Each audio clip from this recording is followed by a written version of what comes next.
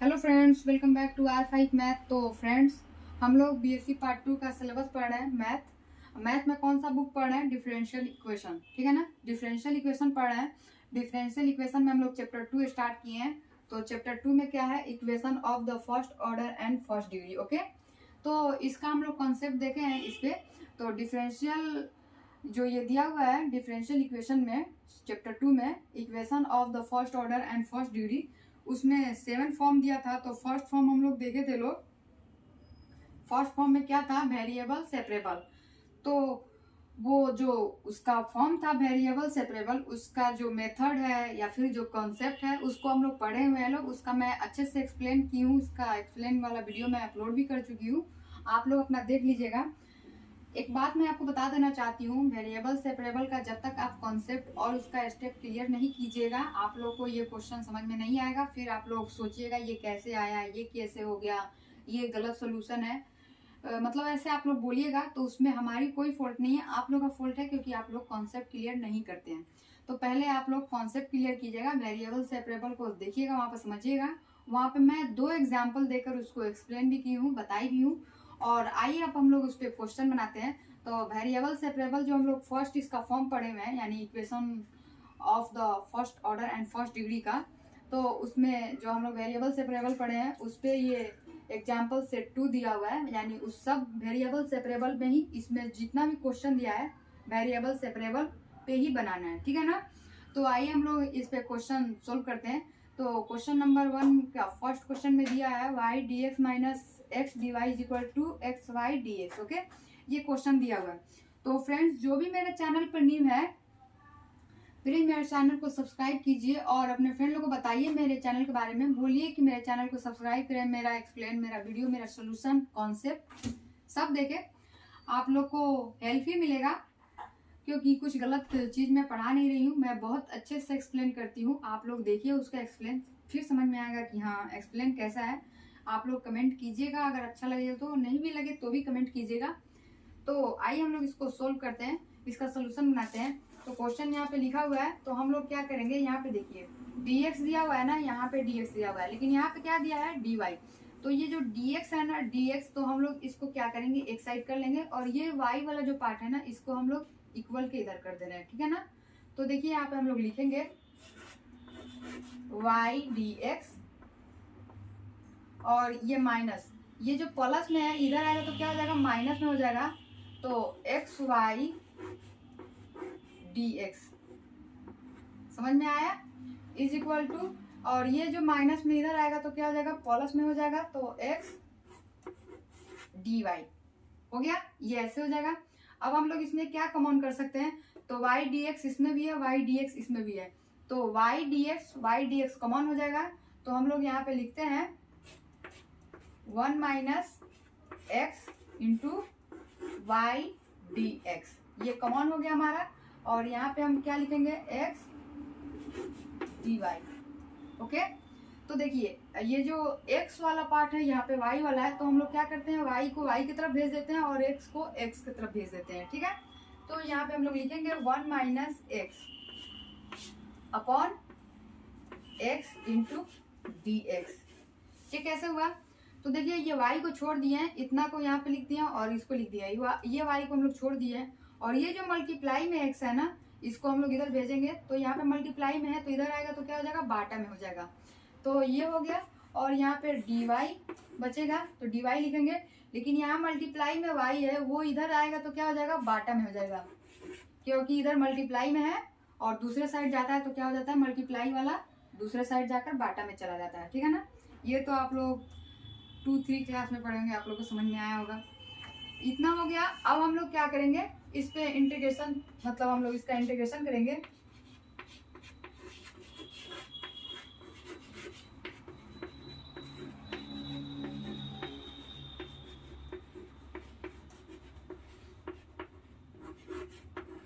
Integration on both side, ठीक है ना, वी गेट।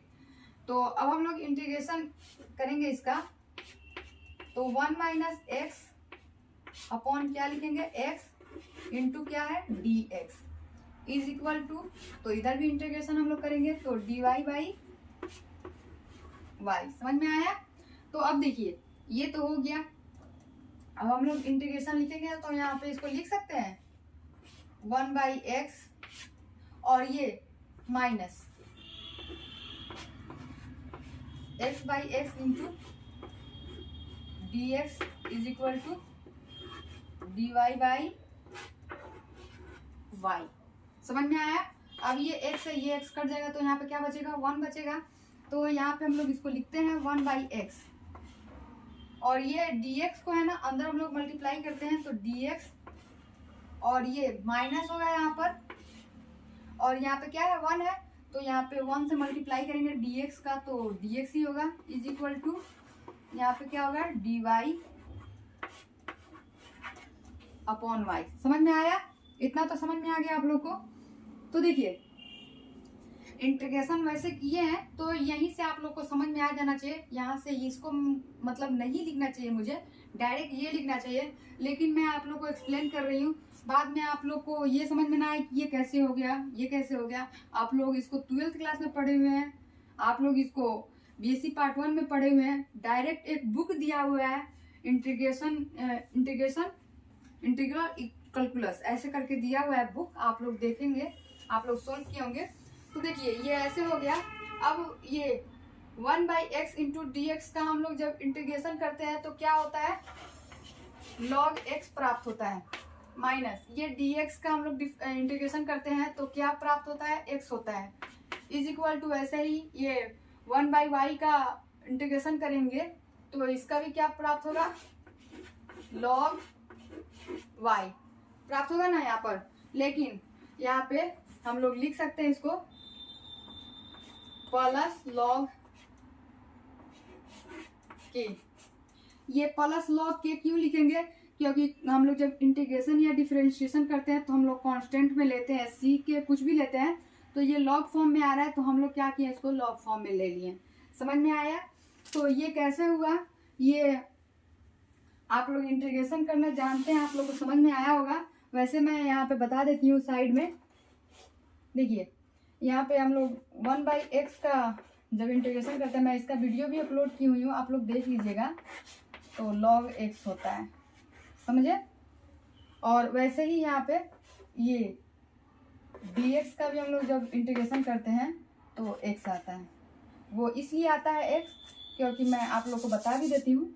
देखिए यहाँ पे क्या होता है, x के पावर n और dx होता है।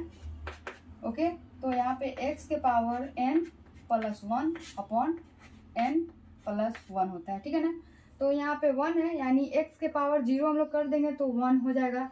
तो यहाँ पे हमारा x के पावर क्या हो जाएगा, अब 0 यहाँ पे हम लिखेंगे प्लस 1 हमारा रहेगा और यहाँ पे 0 प्लस 1 यानी हमारा यहाँ पे क्या होगा, x होगा। समझ में आया? इसका हम इसके लिए बताएं, इसके लिए। ओके, तो आप लोग इंटीग्रेशन इतना करना जानते हैं, आप लोग को समझ में आ जाएगा ये इंटीग्रेशन होता है इसका। अब हम लोग यहाँ पे एक चीज देखेंगे, वो क्या देखेंगे, हम लोग इसको हम लोग लॉग में चेंज करेंगे। तो लॉग में इसका चेंज करेंगे तो हमारा क्या आ जाएगा, log e के पावर x हो जाएगा। ये क्या हो जाएगा, log e के पावर x। लेकिन मैं आप लोग को इसको एक्सप्लेन कर देती हूँ अच्छे से। तो देखिए यहाँ पे जैसे दिया हुआ है वैसे मैं यहाँ पे लिख देंगे इसको, log x माइनस x, इसका इंटू में कुछ भी नहीं तो 1 होगा इज इक्वल टू log, यहाँ पे क्या हो जाएगा ky। देखिए यहाँ पे log x plus log y is equal to हो जाता है log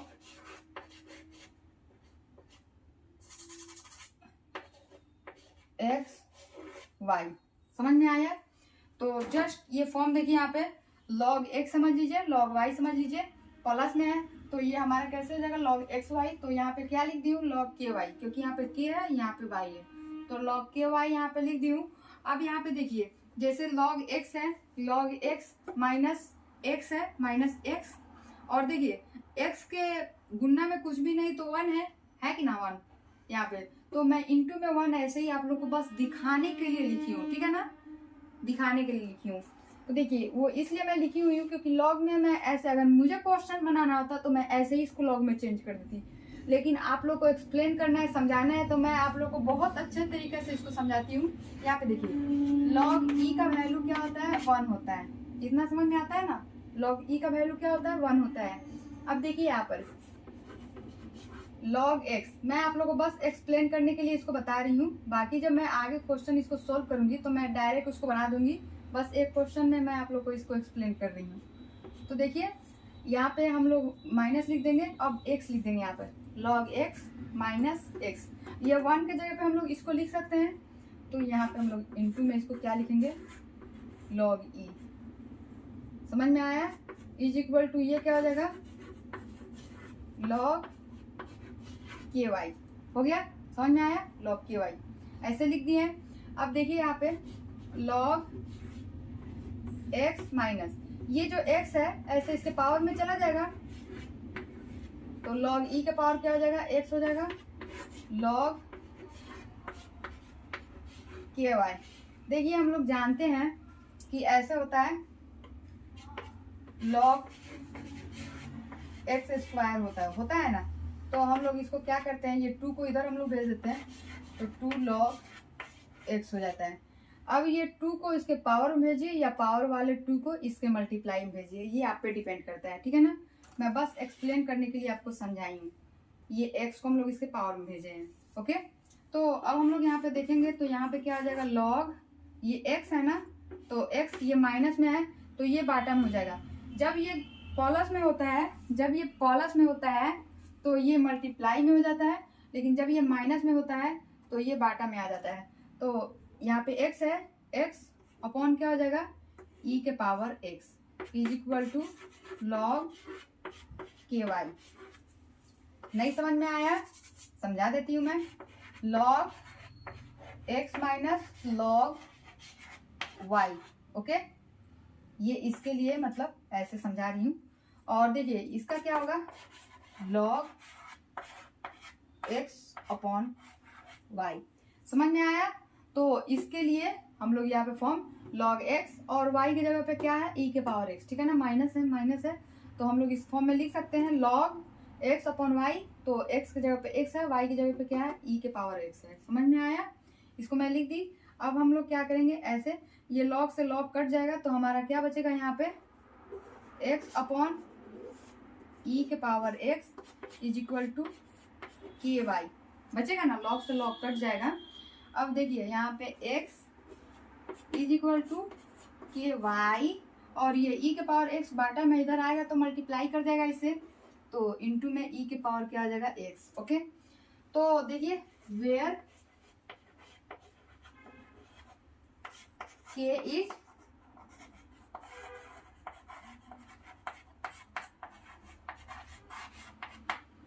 k इज कांस्टेंट, ये हुआ आपका आंसर। देख लीजिए आप बुक में ये आंसर आया है इतना, इसको हम लोग सोल्व किए हैं। तो आई होप आप लोग ये समझ गए होंगे, आप लोग को ये समझ में आ गया होगा। मैं उम्मीद करती हूँ कि आप लोग ऐसे ही अपना क्वेश्चन सोल्व करते रहिएगा। तो बाय फ्रेंड्स।